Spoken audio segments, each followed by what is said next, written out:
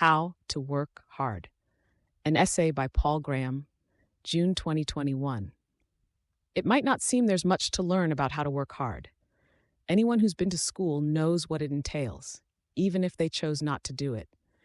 There are 12-year-olds who work amazingly hard. And yet when I ask if I know more about working hard now than when I was in school, the answer is definitely yes. One thing I know is that if you want to do great things, you'll have to work very hard. I wasn't sure of that as a kid. Schoolwork varied in difficulty. One didn't always have to work super hard to do well. And some of the things famous adults did, they seemed to do almost effortlessly. Was there perhaps some way to evade hard work through sheer brilliance? Now I know the answer to that question. There isn't. The reason some subjects seemed easy was that my school had low standards, and the reason famous adults seemed to do things effortlessly was years of practice. They made it look easy.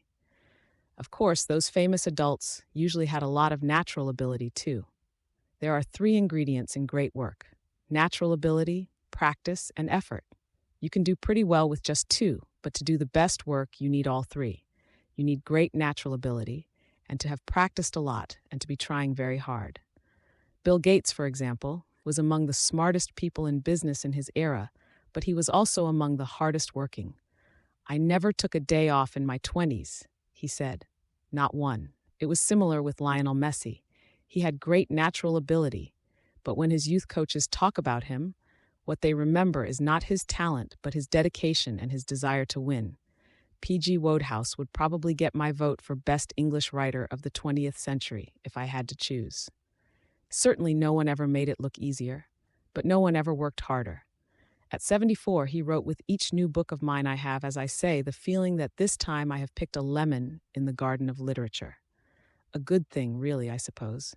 Keeps one up on one's toes and makes one rewrite every sentence 10 times, or in many cases 20 times. Sounds a bit extreme, you think. And yet Bill Gates sounds even more extreme. Not one day off in 10 years. These 2 had about as much natural ability as anyone could have, and yet they also worked about as hard as anyone could work.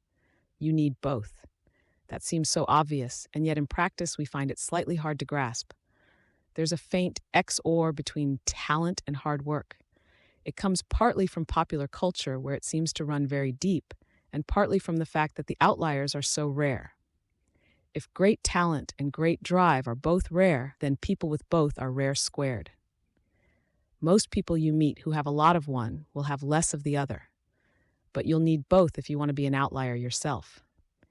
And since you can't really change how much natural talent you have, in practice doing great work, insofar as you can, reduces to working very hard. It's straightforward to work hard if you have clearly defined, externally imposed goals as you do in school. There is some technique to it. You have to learn not to lie to yourself, not to procrastinate, which is a form of lying to yourself, not to get distracted, and not to give up when things go wrong. But this level of discipline seems to be within the reach of quite young children if they want it. What I've learned since I was a kid is how to work toward goals that are neither clearly defined nor externally imposed. You'll probably have to learn both if you want to do really great things, the most basic level of which is simply to feel you should be working without anyone telling you to. Now, when I'm not working hard, alarm bells go off. I can't be sure I'm getting anywhere when I'm working hard, but I can be sure I'm getting nowhere when I'm not, and it feels awful. There wasn't a single point when I learned this. Like most little kids, I enjoyed the feeling of achievement when I learned or did something new. As I grew older, this morphed into a feeling of disgust when I wasn't achieving anything. The one precisely dateable landmark I have is when I stopped watching TV at age 13. Several people I've talked to remember getting serious about work around this age. When I asked Patrick Collison when he started to find idleness distasteful, he said, "I think around age 13 or 14. I have a clear memory from around then of sitting in the sitting room, staring outside, and wondering why I was wasting my summer holiday. Perhaps something changes at adolescence. That would make sense." Strangely enough, the biggest obstacle to getting serious about work was probably school, which made work, what they called work, seem boring and pointless. I had to learn what real work was before I could wholeheartedly desire to do it. That took a while, because even in college, a lot of the work is pointless. There are entire departments that are pointless. But as I learned the shape of real work, I found that my desire to do it slotted into it as if they'd been made for each other. I suspect most people have to learn what work is before they can love it. Hardy wrote eloquently about this in A Mathematician's Apology. I do not remember having felt, as a boy, any passion for mathematics, and such notions as I may have had of the career of a mathematician were far from noble. I thought of mathematics in terms of examinations and scholarships. I wanted to beat other boys, and this seemed to be the way in which I could do so most decisively. He didn't learn what math was really about till partway through college, when he read Jordan's Cours d'Analyse. I shall never forget the astonishment with which I read that remarkable work, the first inspiration for so many mathematicians of my generation, and learnt for the first time as I read it what mathematics really meant. There are two separate kinds of fakeness you need to learn to discount in order to understand what real work is. One is the kind Hardy encountered in school. Subjects get distorted when they're adapted to be taught to kids, often so distorted that they're nothing like the work done by actual practitioners. The other kind of fakeness is intrinsic to certain types of work. Some types of work are inherently bogus, or at best mere busywork. There's a kind of solidity to real work. It's not all writing the Principia, but it all feels necessary.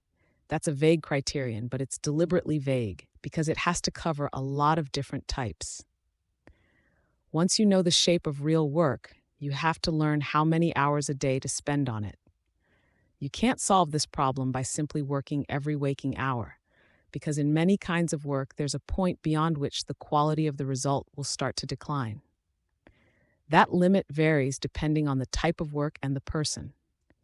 I've done several different kinds of work, and the limits were different for each. My limit for the harder types of writing or programming is about 5 hours a day, whereas when I was running a startup, I could work all the time, at least for the 3 years I did it. If I'd kept going much longer, I'd probably have needed to take occasional vacations. The only way to find the limit is by crossing it. Cultivate a sensitivity to the quality of the work you're doing, and then you'll notice if it decreases because you're working too hard. Honesty is critical here, in both directions. You have to notice when you're being lazy, but also when you're working too hard. And if you think there's something admirable about working too hard, get that idea out of your head. You're not merely getting worse results, but getting them because you're showing off, if not to other people, then to yourself. Finding the limit of working hard is a constant, ongoing process, not something you do just once. Both the difficulty of the work and your ability to do it can vary hour to hour, so you need to be constantly judging both how hard you're trying and how well you're doing. Trying hard doesn't mean constantly pushing yourself to work, though. There may be some people who do, but I think my experience is fairly typical, and I only have to push myself occasionally when I'm starting a project or when I encounter some sort of check. That's when I'm in danger of procrastinating. But once I get rolling, I tend to keep going. What keeps me going depends on the type of work. When I was working on ViaWeb, I was driven by fear of failure. I barely procrastinated at all then, because there was always something that needed doing. And if I could put more distance between me and the pursuing beast by doing it, why wait? Whereas what drives me now, writing essays, is the flaws in them. Between essays, I fuss for a few days, like a dog circling while it decides exactly where to lie down. But once I get started on one, I don't have to push myself to work, because there's always some error or omission already pushing me. I do make some amount of effort to focus on important topics. Many problems have a hard core at the center, surrounded by easier stuff at the edges. Working hard means aiming toward the center to the extent you can. Some days you may not be able to. Some days you'll only be able to work on the easier peripheral stuff. But you should always be aiming as close to the center as you can without stalling. The bigger question of what to do with your life is one of these problems with a hard core. There are important problems at the center, which tend to be hard, and less important, easier ones at the edges. So, as well as the small daily adjustments involved in working on a specific problem, you'll occasionally have to make big, lifetime scale adjustments about which type of work to do. And the rule is the same. Working hard means aiming toward the center, toward the most ambitious problems. By center, though, I mean the actual center, not merely the current consensus about the center. The consensus about which problems are most important is often mistaken, both in general and within specific fields. If you disagree with it, and you're right, that could represent a valuable opportunity to do something new. The more ambitious types of work will usually be harder, but although you should not be in denial about this, neither should you treat difficulty as an infallible guide in deciding what to do. If you discover some ambitious type of work that's a bargain in the sense of being easier for you than other people, either because of the abilities you happen to have, or because of some new way you found to approach it, or simply because you're more excited about it, by all means, work on that. Some of the best work is done by people who find an easy way to do something hard. As well as learning the shape of real work, you need to figure out which kind you're suited for. And that doesn't just mean figuring out which kind your natural abilities match the best. It doesn't mean that if you're 7 feet tall, you have to play basketball. What you're suited for depends not just on your talents, but perhaps even more on your interests. A deep interest in a topic makes people work harder than any amount of discipline can. It can be harder to discover your interests than your talents. There are fewer types of talent than interest, and they start to be judged early in childhood. Whereas interest in a topic is a subtle thing that may not mature till your 20s or even later. The topic may not even exist earlier. Plus, there are some powerful sources of error you need to learn to discount. Are you really interested in X, or do you want to work on it because you'll make a lot of money, or because other people will be impressed with you, or because your parents want you to? The difficulty of figuring out what to work on varies enormously from one person to another. That's one of the most important things I've learned about work since I was a kid. As a kid, you get the impression that everyone has a calling, and all they have to do is figure out what it is. That's how it works in movies and in the streamlined biographies fed to kids. Sometimes it works that way in real life. Some people figure out what to do as children and just do it, like Mozart. But others, like Newton, turn restlessly from one kind of work to another. Maybe in retrospect we can identify one as their calling. We can wish Newton spent more time on math and physics and less on alchemy and theology, but this is an illusion induced by hindsight bias. There was no voice calling to him that he could have heard. So while some people's lives converge fast, there will be others whose lives never converge. And for these people, figuring out what to work on is not so much a prelude to working hard as an ongoing part of it, like one of a set of simultaneous equations. For these people, the process I described earlier has a third component. Along with measuring both how hard you're working and how well you're doing, you have to think about whether you should keep working in this field or switch to another.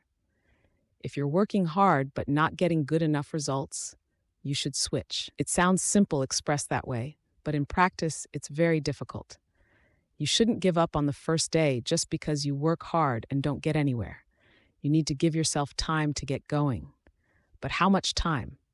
And what should you do if work that was going well stops going well? How much time do you give yourself then? What even counts as good results? That can be really hard to decide. If you're exploring an area few others have worked in, you may not even know what good results look like. History is full of examples of people who misjudged the importance of what they were working on. The best test of whether it's worthwhile to work on something is whether you find it interesting. That may sound like a dangerously subjective measure, but it's probably the most accurate one you're going to get. You're the one working on the stuff. Who's in a better position than you to judge whether it's important, and what's a better predictor of its importance than whether it's interesting? For this test to work, though, you have to be honest with yourself. Indeed, that's the most striking thing about the whole question of working hard, how at each point it depends on being honest with yourself. Working hard is not just a dial you turn up to 11. It's a complicated, dynamic system that has to be tuned just right at each point. You have to understand the shape of real work, see clearly what kind you're best suited for, aim as close to the true core of it as you can, accurately judge at each moment both what you're capable of and how you're doing, and put in as many hours each day as you can without harming the quality of the result. This network is too complicated to trick, but if you're consistently honest and clear-sighted, it will automatically assume an optimal shape, and you'll be productive in a way few people are.